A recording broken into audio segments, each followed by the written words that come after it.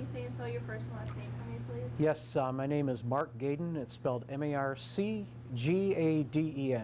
And what's your official title? My title is Communications Director and Legislative Liaison for the Great Lakes Fishery Commission.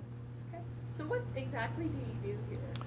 I do pretty much anything that's not biology in a biological sense. So I deal with policy, I deal with legislative affairs, I deal with communications and media, I deal with outreach and education about the program, but an awful lot of policy. So in terms of legislation in both the United States and Canada, so I deal with elected officials, I deal with people in agencies and bureaucracies and the like.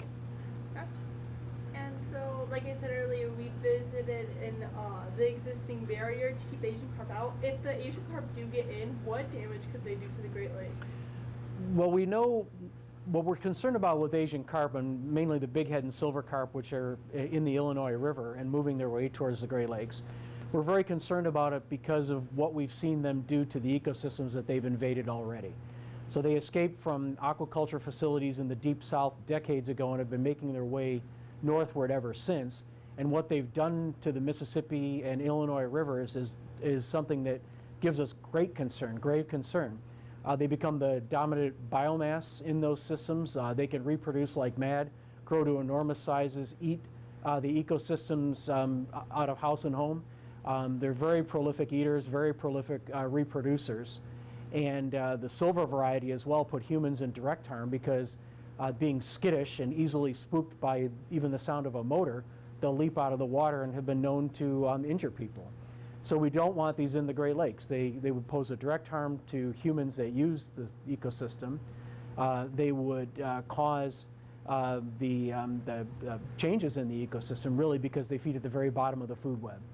And if you don't eat the plankton that the Asian carp steal from you, you eat the fish that eat the plankton, and that has ripple effects throughout the ecosystem. Okay. And so the new barrier, they said, is going to take 8 to 9 years or 7 to 8 years. Is that too long to wait for these fish? It's a long time, and we would prefer that to be accelerated. Nothing has been quick in dealing with Asian carp, so sure, it'd be advantageous if we moved faster than the carp.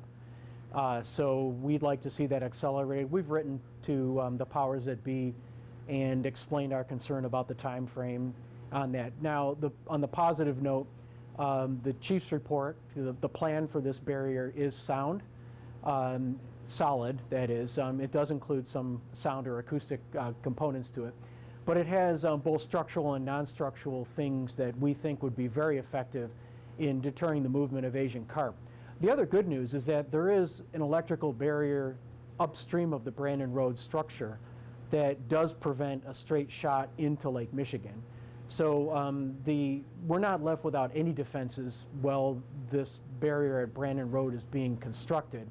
But nevertheless, the more barriers that we have and the more defenses that we have against these fish, the better, and the sooner the better. So besides Asian carp, what other species pose a threat to the Great Lakes? Sea lampreys are probably the #1 threat to Great Lakes fish. They're a top-down predator, so they feed in a different trophic level or a different place in the ecosystem than Asian carp. Asian carp are a bottom-up threat. They feed on plankton, so that's at the low end of the food web. Sea lampreys are a top-down predator. They attach themselves directly to fish, bore a hole through the fish with a sharp tongue and feed it on the fish's blood and body fluids. So they're having a direct top-down effect on that. If you have a species that feeds on the low end of the food web, they are essentially pulling the rug out from underneath everything that depends on plankton and things at the low end of the food web. Threats to the low end of the food web are species like zebra mussels and quagga mussels. Those are collectively called dracaenid mussels. They came in through ship ballast water in the late 1980s and have spread throughout the system. There are probably quadrillions of these little mussels on the lake bottoms throughout the Great Lakes system, and they've caused irreparable harm to the food web. They filter feed, and interestingly enough, they feed on the same things that the Asian carp feed on, and that's plankton. So if the Asian carp get into the Great Lakes system, we have yet another organism that's sucking the life out of the bottom of the food web. Other species that we're concerned about are grass carp. These are present in Lake Erie. They've been present for many decades, but now we're beginning to see some fertile grass carp. Normally they've been infertile, escaped from aquaculture. This type of Asian carp, the grass carp, they uproot aquatic vegetation, submerged aquatic vegetation, and so they not only have an effect on the physical habitat, but also the organisms that rely on that physical habitat, like wetland organisms and even birds, and other things that rely on healthy wetlands. So that's a species that we're very, very concerned about as well. But there are 180 non-native species in the Great Lakes. Thankfully, the rate of introduction has slowed, but it still, new introductions still pose a threat to the system. We only have the ability to control 2 of those. One is the sea lamprey through the use of barriers and a selective pesticide that was discovered in 1957, and the other is the alewife, which are essentially kept under control by stocking top predators that munch them up. Those would be fish like salmon and some trout species. Other than that, once a species gets into the system and makes the Great Lakes home, we have almost no chance of getting rid of them. What kind of damage have some of these species already caused? What kind of things have you already seen? With the lamprey, the problems that we've seen are obvious because they leave big, bloody, gaping wounds, and the effect of lamprey have been quite profound on the fishery. Before we brought lamprey under control, starting in the 1960s, they killed about 100 million pounds of Great Lakes fish every year, which in contrast was about 5 times the commercial catch of the upper Great Lakes. So the damage to that was quite extensive to humans in an economic perspective, because they essentially preyed directly on the fish that humans were catching. Lampreys were in direct competition with humans, if you will. But there were also ecosystemic effects. When you wipe out the top predators, you throw the ecosystem out of balance, and the smaller fish that normally would get eaten by those top predators are suddenly way out of balance in the system, and those fish, the alewives, would die off in the hundreds of millions, litter our beaches with big, stinking windrows of rotting fish. This would be in the 60s and 70s. Who would want to go to the beach? They actually had to bury these fish with backhoes on the beaches because there were just so many of them dead on the system. So there was that economic loss as well in tourism, in general degraded habitat, and so on. Zebra mussels, 25 years, 30 years after they were first seen in Lake St. Clair in the 1980s, were just still beginning to understand and appreciate the effect that a wholesale effect on the bottom of the food web has on the ecosystem. We think the zebra mussels are directly responsible for the loss of some of the other zooplankton in the Great Lakes. Diparia, for example, which is a native, very small, almost microscopic shrimp that is a tremendously important food source for the fish in the Great Lakes Basin. And we think zebra mussels have created the conditions that have wiped out that very important native zooplankton in the Great Lakes. What's the effect? Well, we've seen effects on the condition of some fish like whitefish, which have lost their prey. And whenever you have, again, messing around with the low end of the food web, you can have tremendous effects. Round gobies, we're trying to get an understanding of the effect of gobies on the ecosystem. This is a critter that came in ballast water, and we think has displaced some of the native fish like sculpins at that part of the food web. Gobies, we don't know what the impact are going to be, but you can have scores and scores of these per square meter at the bottom of the lake, and you have to know that it has some effect on the environment. We've had others that have come in, like the spiny water flea, a ballast water invader, and we think that they've displaced other native zooplankton in that community. and the spiny water flea have sharp defenses that make them less palatable to the fish. And is that causing, in effect, less food available for the fish that are in the lake? So there's just some examples, but I could go on about that. But it's important to recognize that invasive species pose real economic risks to the Great Lakes, and in fact have affected us in our pocketbooks in the billions of dollars. But they also have less quantifiable effects like ecosystem change. How do you quantify a day lost fishing with your son or daughter? How do you quantify the loss of something that you had that you're not going to pass on to future generations? So there's those kinds of losses as well that are harder to quantify, but we know are just as important. When you speak to politicians, legislatures, what message do you send them about the dangers? Is there a general, how do you get them? The messaging that we do, it's a very good question. The messaging that we do is multifaceted because legislators are persuaded by different things. So almost all of them are persuaded by the pocketbook. How does this affect us economically? How does this affect the people of my state or the people of my province or in my district? Who's losing out on what because of this? There's also the persuasive effect of the irreversibility of something. If you let a species in and you have no way of controlling it, we have 180 non-native species, we can control only 2, which gives you an idea of just how irreversible these are. A lot of these legislators suddenly get it and say, man, if we don't do something to keep these out in the first place, we're going to be stuck dealing with it. You only have to look to the sea lamprey to know that lamprey we can control, but it's an ongoing control program. You're never going to get rid of them. Thankfully, we have a way to keep them under control, but if you keep letting these things in, you're going to be stuck with it. And I think legislators are persuaded by that. Sometimes it takes something as charismatic as an Asian carp that literally hits you in the face to persuade a legislator on what kinds of physical danger people will be in. It's one thing to talk about zebra mussels, which live below the surface that are having ecosystem effects that we're just beginning to understand. It's another thing to have a 30-pound fish that leaps out of the water in swarms when a motor goes over to really get someone's attention.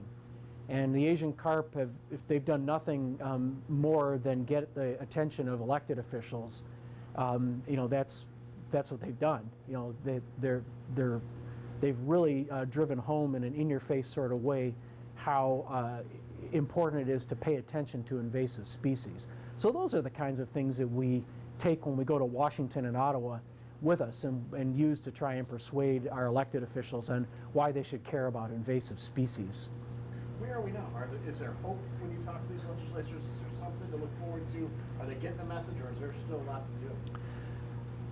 The legislators of the Great Lakes Basin have been united and persistent and I think persuasive on a national level on why we should do something about this. I think sea lamprey and Asian carp, more than any other of the species, have really been the case studies that they've used to drive that point home. So I do think that they get it. It's very hard to close the pathways. We have a big region. North America is big, and you have to think about it in terms of North America. But it's not futile. I mean, we're not sitting around scratching our heads wondering how these things are getting here. It's a matter of any policy of having to persuade the people who have the ability to do something to actually take the action, to understand what the interests are, who wants it to happen, who doesn't, and to try and work out some sort of consensus on that. That's how policy is done. Some of that takes time. Some of that takes years of persuasion. Some of it takes a catastrophe for it to really finally happen. But that's how it works in the policy world. I think we have loopholes in gaps in the whole invasive species world. Right now, if you wanted to import something from some far off place on the planet for whatever purpose, whether it's an aquarium or ornamental fish in your yard or whatever, essentially that organism is presumed innocent until it's proven to be guilty. And what I mean by that is that, sure, bring it in, and if it causes harm, well, then we'll prohibit its importation. Well, by the time you can prove that it causes harm, it's out there in the environment. So we got to close that loophole, and that's been very hard to get legislators' attention because it's pretty abstract. It's something that might happen in the future, as opposed to something here and now that's causing harm. Those are more difficult arguments, might and in the future, to make to policymakers. And then there's always the what gets the attention and how much will it cost to deal with the problem. With Asian carp, we have a large geographic region that Asian carp are going to, and if they invade, going to cause problems in. And it's a $7 billion fishery, so we're trying to protect that. The other side of the equation is that it's a very expensive fix down in the Chicago area to put up some defenses against that. But it's not all about money either. It's about the irreversibility of something, the ethics of something, the ongoing costs that society will have to bear if you let this in, and the unquantifiable about what you've taken away from future generations. And some legislators are persuaded by that, and some are more hard economic data that we need now to make that decision. You got any more? I got one more. You got one. Okay. There's a lot of different species out there. We know that. Yep. But what can regular people do? I know there's specific things for each one, but you and I, people who care about these lakes, how can we fix this problem?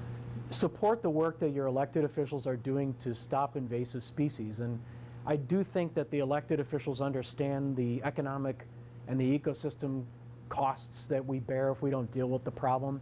They understand the irreversibility of it. And so what I would say is get in touch with these elected officials, tell them why we shouldn't tolerate new invasions, tell them that we know how they're getting here, and we appreciate all that they're doing, because they're doing an awful lot to keep them out. But keep in mind also that they have to persuade fellow elected officials from the whole country on why we should spend the money to do this. We should spend the money to do this because the Great Lakes can give as bad as it can get when it comes to invasive species. Remember, we're trying to keep things from coming, say, from the Mississippi region into the Great Lakes, or from the St. Lawrence into the Great Lakes. There are studies out there that show that there are a lot of things in the Great Lakes that the rest of the country don't want. It's a two-way street. There's zebra mussels in Lake Mead. That's the impoundment behind Hoover Dam out in Nevada, where there are zebra mussels in that came from the Great Lakes ultimately, making their way down other corridors and making their way west. There are Asian carp making their way in the Mississippi and Missouri River systems. There are lots of species that can come from the Great Lakes. There are more, actually, that can come from the Great Lakes that they're worried about, that compared to what we're worried about coming from the Mississippi. So this is a national problem. I would tell people who want to know what to do, remind the elected officials, not only from the Great Lakes region, that this is a national problem, but remind people from outside of the region that this is a national problem, and therefore we need to think about it nationally. And then there's the whole Canada connection. Things that we do here have an effect on Canadians and vice versa, so there needs to be that cross-border work as well. Awesome, that was great. Good. Okay. We want to get a couple colorway shots. What we're going to do is just Yep. real quickly get a shot of you two walking down the hall, just chatting. Okay. A little bit. And then let me put the